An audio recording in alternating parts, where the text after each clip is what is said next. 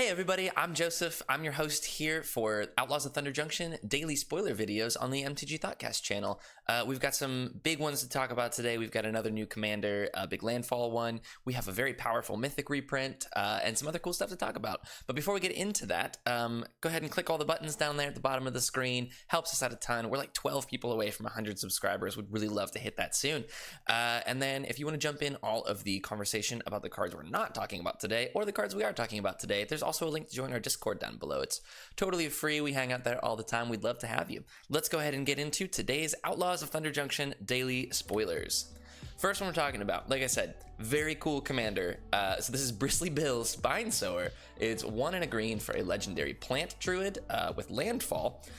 Whenever a land enters the battlefield under your control, you put a +1/+1 counter on target creature you control. And then for 3 green, you can double the number of +1/+1 counters on each creature you control. He's also a 2/2. So this is nuts. This is assuredly going to be a +1/+1 counter staple across the board. I mean, this is gonna be legal in everything. Standard, this is gonna be legal in, everything. What I think will be cool about this is doing this as a Voltron commander, because you could play it on 2, it's a 2/2, and then as you start playing lands, he starts putting counters onto himself. You play a bunch of instants and sorceries that give it hexproof or shroud or whatever to protect him, and then as you get into your big mana, you start doubling the number of counters on him. So since we're doing Voltron with this, we could be playing things like Sword of the Animist, so that whenever he attacks, you just get another land and put another counter on him. We also could be playing Illusionist Bracers, so that when you start getting his activated ability going, it activates twice and goes double. So if you know anything about doubling counters, power, whatever, you only need to double it a couple of times for it to be very, very lethal. And since this is your commander, this will be a very easy way to win with commander damage. So mono green, Landfall, Voltron seems like a great time. We have a crazy powerful reprint here at Mythic. This is Terror of the Peaks. It's 3 red for a 5/4 dragon with flying that says, the first line of text is not nearly as important. Spells your opponent's cast that target Terror of the Peaks cost an additional 3 life. That's fine. And then whenever another creature enters the battlefield under your control, Terror of the Peaks deals damage equal to that creature's power to any target. So it's like a Warstorm Surge on a stick. That has flying and some amount of protection. So if you haven't played with or against Terror of the Peaks, get ready for it. It's very powerful. Moving on from that, we have Zombie Storm. So this is Geralf the Fleshright. It's a 2 and a blue for a 2/3 legendary human warlock that says whenever you cast a spell during your turn other than your first spell, you create a 2/2 black and blue zombie rogue. And then whenever a zombie enters the battlefield under your control, you put a counter on it for each other zombie that entered the battlefield under your control this turn. So yeah, it's sort of like making zombie storms. You're gonna be, so after you cast your first spell, you cast your second one, you get a 2/2. You cast your third spell, you get a 3/3. You cast a fourth spell, you get a 4/4. So Geralf wants to be played with a ton of very cheap spells. Obviously, this is meant to be a payoff for plot as well. So if you plot something, you play Geralf, you play your plot card for free, you're going to get a 2/2 zombie off of it. So he's giving some extra payoff to plot, but is going to end up being a very good Storm staple. Moving on, this is one I'm very excited for in limited, is Rise of the Varmints. It's 3 and a green for a sorcery that's create X 2/1 green varmint creature tokens, where X is the number of creature cards in your graveyard, with plot 2 and a green. So this reminds me a lot of spider spawning, obviously, which I don't have in the right spot. This reminds me a lot of spider spawning from Innistrad, which was 4 and a green to make a 1/2 green spider for each creature in your graveyard, but it had flashback. So having plot on this, I think, is what's going to make it very powerful, because if you're ever in a spot where you don't have enough creatures, you just plot it, put it away, and then as things die or after a board wipe or whatever, if you're self-milling, you just wait until you get a huge number in there and then Rise of the Varmints for free. And then you're just going to make a ton of 2/1 green varmints. So I will be looking forward to playing this deck in draft. We passed by it on the way to spider spawning, but Assimilation Aegis is 1 white and a blue for an artifact equipment that has an O-ring ability. So when it enters the battlefield, it exiles a creature an opponent controls. No, a 1 target creature. It's not even opponent controls until it leaves the battlefield. And then when it becomes attached to a creature, for as long as it stays attached to it, that creature becomes a copy of the card exiled with it. So you play this in, you exile one of your opponent's creatures as removal, and then you just slap it onto one of your 2/1 varmints, and then it becomes whatever you got with it. So this is such a cool design space for equipment, especially.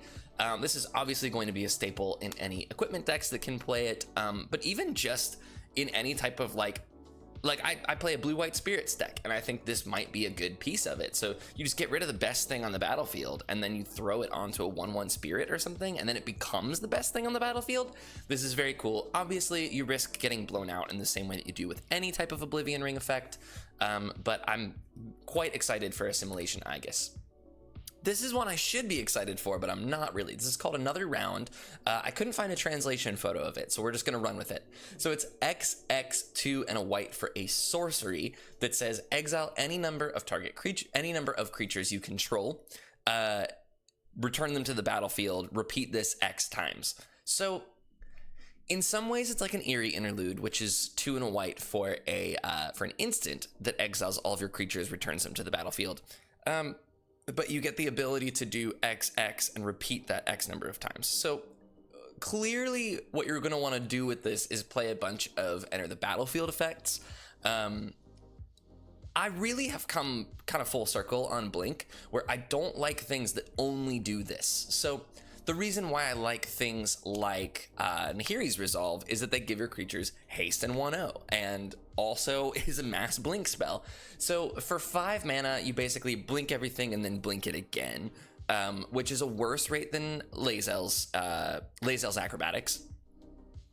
I don't know. I really want to be sold on this, but my current observation is that Another Round is a trap, and you probably shouldn't be playing it. But that's why I want to talk about it. Okay, so we have Campbell Greedy Mayor, or Campbell Stern Mayor. We're still waiting for the official translation to come out, but this is such a neat one. So we have the MTG Goldfish translation here. It's 3 mana for a 2/4 human advisor, legendary obviously, because this is Commander Legends Outlaws Thunder Junction. So whenever one or more tokens enter the battlefield under an opponent's control, you make a tapped copy of each of those tokens, and it obviously triggers only once each turn, but you get a copy of all of them. And then whenever one or more tokens enter the battlefield under your control, each opponent loses a life and you gain a life. So obviously what we want to do here is have our opponents playing Dockside Extortionist, because then you just get the ability. So anything like Dockside Extortionist that's going to be making a ton of tokens all at once, our friend Campbell says, actually that's our tokens now. So you get them still, but I get them too, and then it also drains everybody for each token. So Campbell, I think, is going to be a big EDH staple. Super, super cool. This will be good in Marnius for Fish in the Discord, because it's obviously making a ton of tokens. But I think any deck that's playing white and black and you're playing in a pod where Dockside Extortionists live, you're probably going to want a copy of Campbell in there. Smuggler Surprise is just a very cool one. Obviously the art is very neat. It's a spree card. So let's just talk about all the things that it does. So for 1 and 2 generic, you get to mill 4 cards, put up to 2 creatures or lands into your hand from the milled cards. For 4 green, you get to put up to 2 creature cards from your hand onto the battlefield. And then for green and a generic, creatures you control with power 4 or greater gain hexproof and indestructible until end of turn. These are 3 very unbelievable effects on their own. So 3 mana to mill 4 and draw 2 cards alone is very good at instant speed. 6 mana at instant speed to put 2 creatures from your hand onto the battlefield. Hello, here's my Emrakul. Hello, here's my Ulamog. Like, whatever you want to put down, you can just put down on your opponent's end step with this for 6 mana. This is insane. This will see play in the, like, that alone would see play in the Pantlaza decks. Anything that's trying to get creatures in that wants to do it at instant speed is going to be playing a copy of this. And then also having stapled on 1 extra generic mana to either of those to essentially do a heroic intervention for your creatures with power 4 or greater. If you can get all 3 of these down, what happens is you go mill 4, I draw 2 of those creatures, I play them both for free, and my stuff is hexproof and indestructible. for 2, 6, 7, 8 for 9 mana, which is not hard in green. Like, you're probably not doing that every time, but full value on this is going to be insane. And I think it's going to see a lot of play because it alone is sort of another copy of Heroic Intervention. It obviously doesn't get your things that, you know, have power 3 or less, but it's going to be great. I would definitely be looking to pick a few copies of this up. Wrapping us up here on the last little bit, we've got Reckless Lackey. This is going to be a great one in Standard and in Draft. It's a red mana for a Goblin Pirate with First Strike and Haste. It's a 1/2. That's nuts. They've never printed a 1 mana First Strike Haste that has... Well, they've never done that to begin with, but then giving it 2 toughness is ridiculously good. So they're really, really, really pushing red in this set, and especially red deck wins. And then whenever you don't need him anymore, for 2 and a red, you can sack him to draw a card and make a treasure token. This is an insanely pushed common. I'd be looking to pick up a bunch of these.